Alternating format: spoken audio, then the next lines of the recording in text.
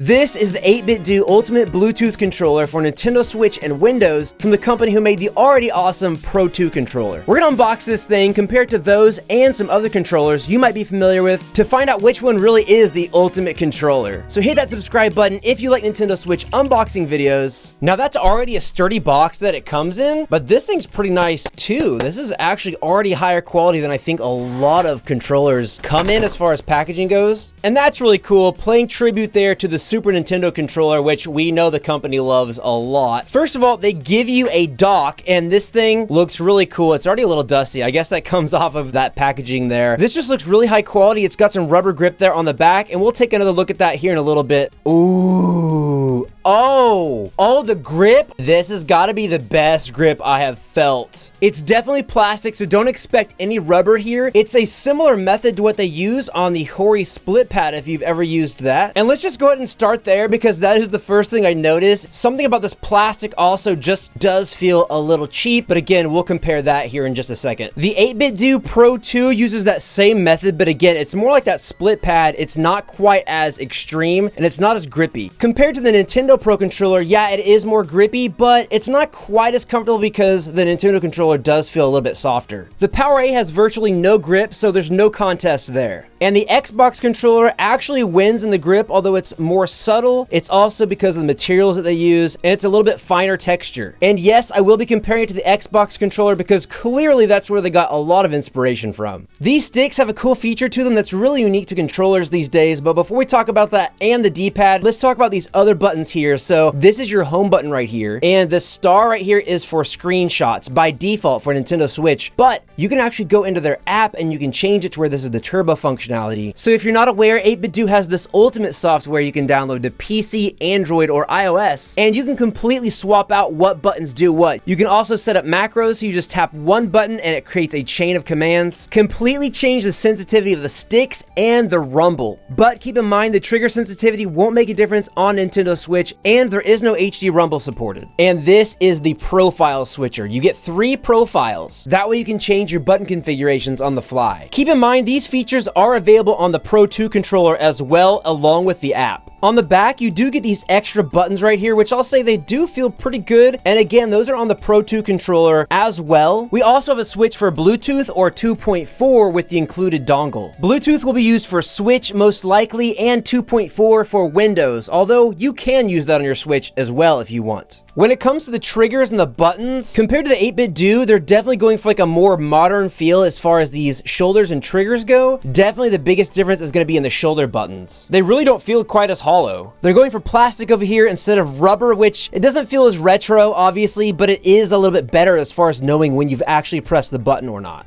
With the face buttons, they're obviously going for a more Xbox look and feel compared to the flat ones on the 8BitDo Pro 2. They're also slightly closer together. They also feel like there's less of a click, but they don't have to travel as far to go down. So I would say it's a slight upgrade as far as the buttons go. Also note you're losing a feature where on the Pro 2, you can just take out the battery and pop in another one. The Pro 2 even supports AA batteries. And while we're talking about how they copied from Xbox, look at just how similar those buttons are. I want to say the L and R bumpers feel a lot better. Now, granted, this isn't the new Xbox controller. It's for the Xbox One, not the Series X. I don't know how different the new controller is, if at all. I will say, though, the triggers are hard to beat, so the 8BitDo doesn't quite match those. Also note the Xbox controller is the only other one on this list that doesn't have screw holes in it. So 8BitDo obviously borrowed that from them as well. Compared to the Power A, I mean, they're kind of a similar layout, right? The Power A definitely does feel a little bit cheaper. It's almost like they don't pop up as quickly. It's not that big of a difference, but the 8BitDo does just feel a little bit more official. The buttons feel cheaper on the Power A, and so do the L and R, as to be expected. That said, if you are playing on Nintendo, the Ultimate triggers, they just really don't need to go back that far because the Switch really can't utilize the different levels of sensitivity. So if you're playing Nintendo Switch, honestly, the Power A might be better as far as that goes, but then again, they do this really pointy thing right there. I don't know why. And they both have shortcut buttons on the back, but again, the 8BitDo does feel a little higher quality. One of my big questions is how does this compare to the Nintendo Switch Pro controller? I gotta say, I like the 8BitDo buttons better. Now, that's not saying much. I never was the biggest fan of these buttons. I think they're big and mushy, definitely doable, but I think the best face buttons here go to the 8BitDo Ultimate. I just feel like you can be faster and more nimble. The shoulder buttons feel actually very similar, and notice if you haven't yet, they're actually kind of small on the Ultimate controller, although it still works. I still don't lose anything, I don't think. And I gotta give the point to the Pro controller on the trigger buttons. They feel really good on the Nintendo controller. They just always have. But I really gotta give the advantage to the Ultimate controller on these buttons. On the Pro controller, they're really flush, but on the Ultimate, they're actually raised up. One thing I'm always doing when I play is I'm trying to hit the minus button or the plus button on the Pro controller, and I'm actually hitting screenshots. I've got all kinds of stupid screenshots on my Switch from hitting that button, so I always appreciate when a controller can really distinguish these. Now let's take a look at the sticks, the D-pad, and the overall feel. Now I gotta say, this is one of the best feeling controllers out of this group. First, let's compare to the previous 8BitDo, the Pro 2. It's apparent that one controller is going for a PlayStation layout with these sticks, and the other one overall is going for an Xbox type look. And the Pro 2 holds on to their tradition of paying tribute to the Super Nintendo controller. You can really see that within this layout. And aside from the D-pad, that's all gone on the Ultimate controller. I'm really glad they kept that. I think they just copied it from this one and pasted it over here. It's the exact same D-pad. And I gotta tell you, it wins by far. The D-pad on the Ultimate controller is perfect, I would say, for like everything. Retro games, 2D games, 3D games, you name it. And the sticks seem to be relatively unchanged here, except now they're taller. They still have that really good grip on the side, and they bump up a little bit at the top with a perfect lip so your finger doesn't leave the edge. But I told you there's something new here. So inside the controller, these sticks are using Hall effect sensors. This means you're not supposed to get any drift because there's no actual internal components rubbing against each other. Instead, it uses magnets, so these are definitely gonna be the best sticks out of this whole group.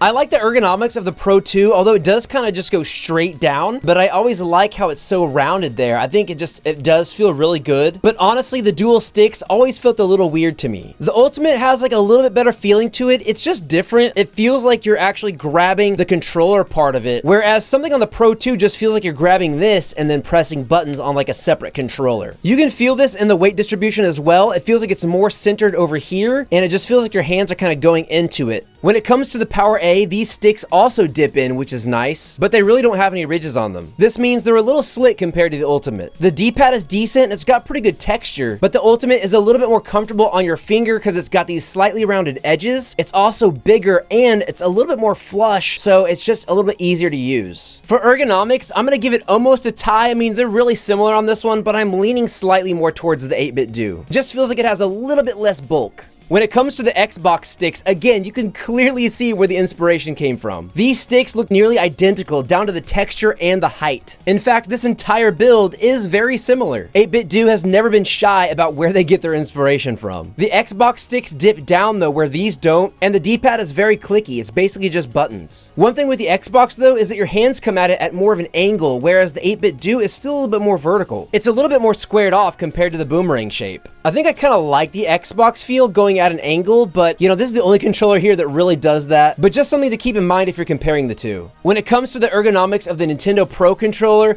man, it's hard to beat. This controller kind of has a little bit of the angle of the Xbox, but meets you somewhere in between. Everyone's gonna have different shaped and sized hands and different preferences, but this part right here, it actually just kind of like, I feel it resting on my finger. I wonder how that's gonna feel after using it a lot. So I gotta say, the best feel still goes to Nintendo. The best D-pad though still goes to 8BitDo. It's a little bit bigger, it's a little bit more flush, and it's a little bit more rounded on the edges, so it just feels better on your thumb. The sticks have a similar look and feel, both with a lip at the top and a groove for your finger so it doesn't slide off the edge. You get less tread on the Nintendo, but it's never been a problem for me. I gotta say, for the sticks and D-pad, it's a tie between both 8BitDo controllers. Shocker, I know, considering they basically just copy and pasted them over, except for what's on the inside. Oh yeah, let's see how these feel. Wow, these are really secure, really sturdy. I'm surprised at how they just snap in. I think that's just pure ergonomics and weight. It's just good engineering. I know it seems so simple, but that's awesome. And inside the bottom here, you actually get the USB dongle for the 2.4. Yeah, they're big Nintendo fans if you didn't know that yet. Also, check this out. It lights up when you charge it. Now that is nice. The way it goes on is just, it feels so good. So out of all of these controllers, the 8BitDo Ultimate is the only one that uses Hall effect sensors for the joysticks. Along with built-in wireless charging, maybe that's why this is the ultimate controller. This just might be my new main, but I don't know, it's hard to beat that Nintendo Pro controller. Which one do you feel is the ultimate controller? Let me know what you think in the comments. And friends, remember to hit that subscribe button for more Nintendo Switch unboxing videos, and then tap one of those boxes on your screen, and I'll see you over there in another one.